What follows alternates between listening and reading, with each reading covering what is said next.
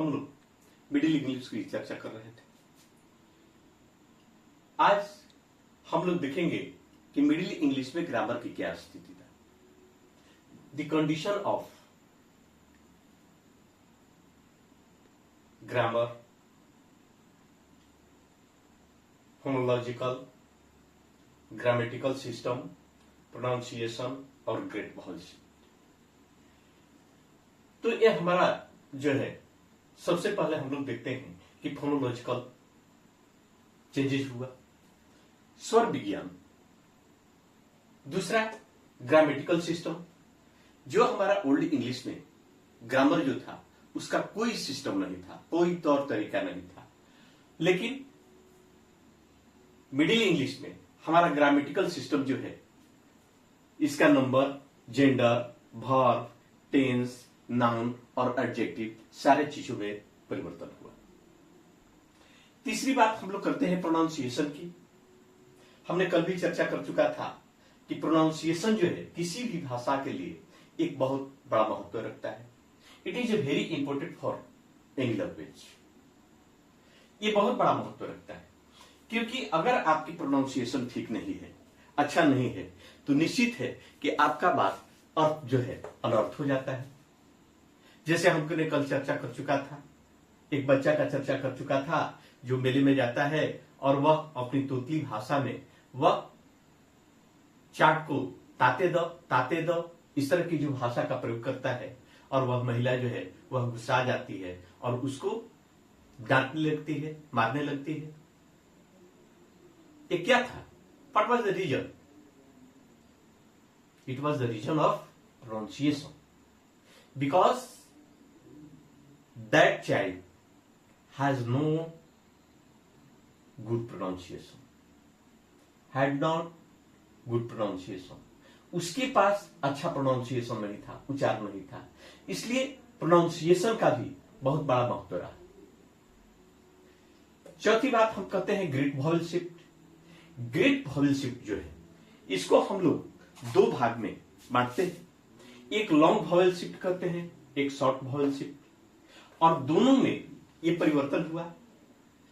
थोड़ा सा हम चर्चा करते हैं ग्रेट वॉवेल शिफ्ट के बारे में, हम चर्चा कर लेते हैं। What is great vowel shift? तो ग्रेट वॉवेल शिफ्ट कहते हैं the series of a changes affecting the long vowel of a Middle English is a known as a great vowel shift. अर्थात ये जो एक सीरीज जो था वह क्या है, सभी भाषाओं में वह एक परिवर्तन लाता है, जिसको हम लोग क्या कहते हैं, ग्रेट वॉवेल शिफ्ट के नाम से जानते हैं। अतः ये बात के अंत में हम यही बात को कहेंगे कि हमारे ग्रामर की जो पोजीशन था वह मिडिल इंग्लिश में ओल्ड इंग्लिश से बहुत अधिक बेहतर हुआ, अर्थात इंप्रूविंग था, प्रोग्रेसिंग था, जिसके चलते हमारा ग्रामेटिकल जो है system, pronunciation, great vowel shift, phonological इत्यादि सारी चीजों में विशेष प्रकार का परिवर्तन लाया। अब हम ग्रामर के बाद आते हैं वोकैबुलरी पर। तो वोकैबुलरी जो है वह फ्रेंच और लैटिन से लिया गया। फ्रेंच जो था उस समय शासन में था, जिसके चलते इसका प्रभाव बहुत अधिक था, इसलिए बहुत सारा शब्द जो है वह फ्रेंच से ही लिया गया।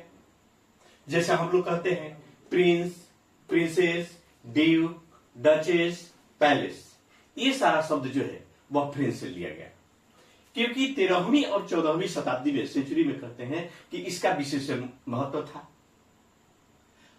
और इसलिए इसका प्रयोग जो है वह ऊंचे घरानों में, कार्यालयों में, ऑफिस में अधिकांशतः इसका प्रयोग किया जाता था।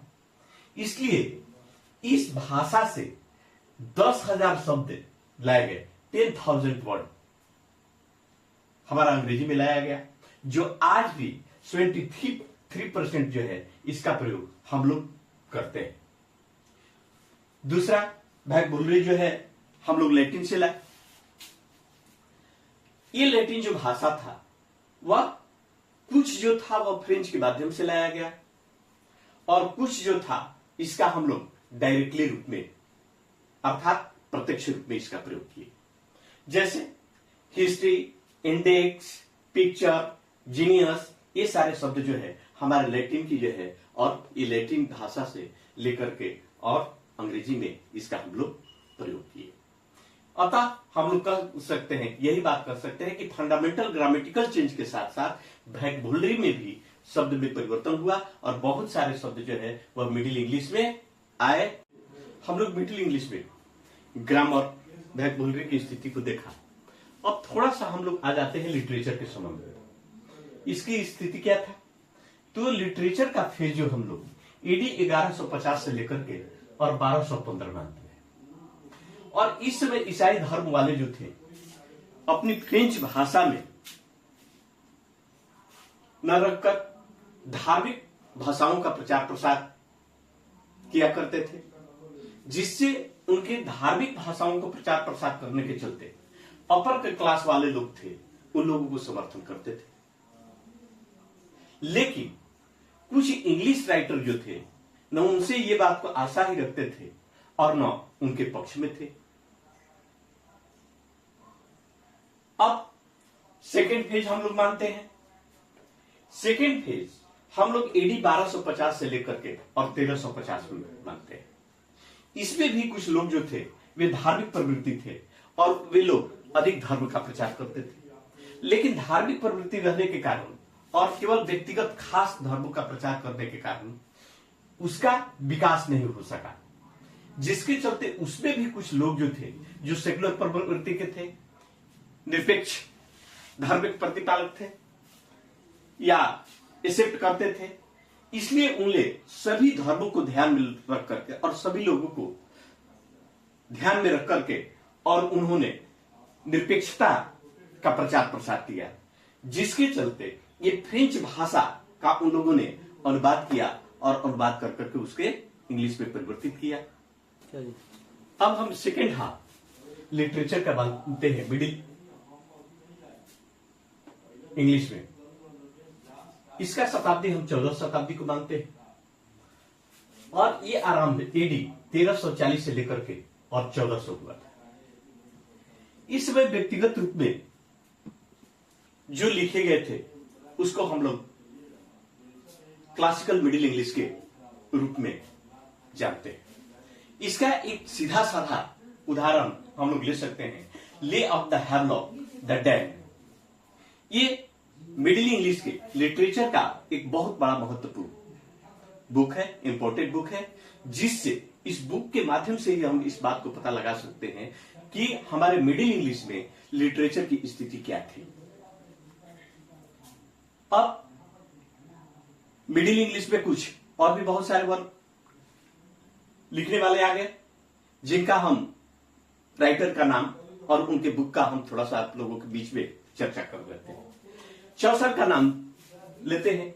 ये चौसर जो थे ये मिडिल इंग्लिश के सबसे एक अच्छा लिटरेचर के लिखने वाले के नाम से जानते हैं, लिटरेरी जानते हैं।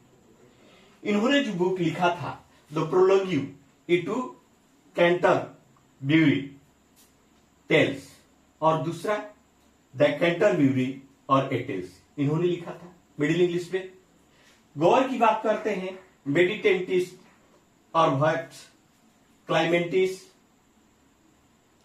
दूसरा कॉन्फेसियो एमेंटिस। ये बुक जो है इन्होंने चौसर साहब, ग्रोवर साहब, लैंगलैंड, जो पियर्स द प्लाउमैन और वाइक्लिफ ए बाइबिल इन्होंने ट्रांसलेशन किया था। तो हम लोग ये आए मिडिल इंग्लिश में हम लोगों ने देखा कि हमारे लिटरेचर की स्थिति क्या था। पूर्ण रूप में हमने जानकारी कर लिया, क्योंकि इसमें बहुत सारे लोग तो पहला नंबर तो धर्म के प्रचार के बारे में रखी है। कुछ लोगों ने क्या हुआ कि उसके बाद हम लोग सेकुलर लोग हो गए जो सभी धर्मों को लेकर के चले और धीरे धीरे यही बात जो है, यही हमारा जो कंक्लूजन जो है, हम निष्कर्ष जो निकलता है वह हम लोगों को मिडिल इंग्लिश में इंप्रूवमेंट या विकास, डेवलपिंग की बात हम लोग मानते हैं कि मिडिल इंग्लिश में ओल्ड इंग्लिश से मिडिल इंग्लिश का में कुछ विकास हो चुका था, जिस प्रकार से हम लोग ये बात को कहते हैं कि प्राइमरी स्टेज से जब बच्चे सेकेंडरी अर्थात मिडिल स्कूल में जब जाते हैं, उसी प्रकार से उसके सारे चीजों में लेखनी से लेकर के ग्रामर से लेकर सब चीजों में हम लोगों ने परिवर्तन किया। अब थोड़ा सा हम विचार कर लेते हैं कि ऐसे इसे चैप्टर से 2-3 प्रश्न आ सकते हैं। एक हम लोग लेते हैं जिसको हम लोग कहते हैं कि write note.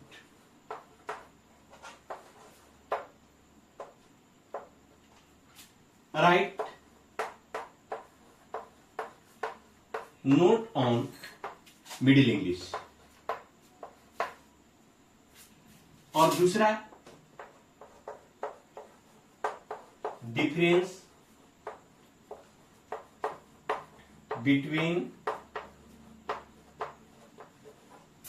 Old English and Middle English. O a short form है, ओ से ओल्ड, ई से इंग्लिश एंड एमई से मिडिल इंग्लिश। ये हम लोगों का प्रश्न आता है। हम अगले जब हमारा स्टोरी ऑफ इंग्लिश हमारा बुक जब खत्म हो जाएगा तो हम सारे इंपोर्टेंट आपके क्वेश्चन ऑब्जेक्टिव से लेकर के और सब्जेक्टिव तक देंगे, जो आपके प्रश्न जो है, क्वेश्चन जो है आपके परीक्षा के लिए उपयोगी होगा। हम आशा नहीं, हम विश्वास करते हैं कि आपकी जीवन में या आपकी परीक्षा में सफलता पाने में यह हमारा क्वेश्चन जो है, गेस क्वेश्चन, कराया हुआ क्वेश्चन,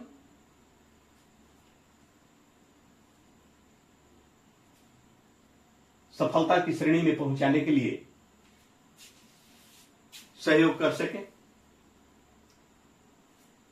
हम तमाम लोगों से, तमाम छात्रों से ये निवेदन करते हैं कि जो भी हम आप लोगों के समक्ष ये अपना स्टडी जो रख रहे हैं, इसको जरूर ध्यान से देखिए, समझिए, और किसी प्रकार की त्रुटि आता है तो आप हमारे नंबर पर इसका कंप्लेंट करें। शायद कोशिश करेंगे अपनी भूल को सुधारने के लिए और आपके साथ कदम में कदम मिला करके चलने के लिए, आपकी हर समस्याओं को दूर करने के लिए मैं तैयार रहूंगा। मैं आशा करता हूं कि आप निश्चित रूप में आप अपनी शिकायत या जिस प्रकार से आपको लग रहा है, अच्छा बुरा, तो आप अपने महसूस को हमें शिकायत बॉक्स में अवश्य डालने की कोशिश करें। धन्यवाद।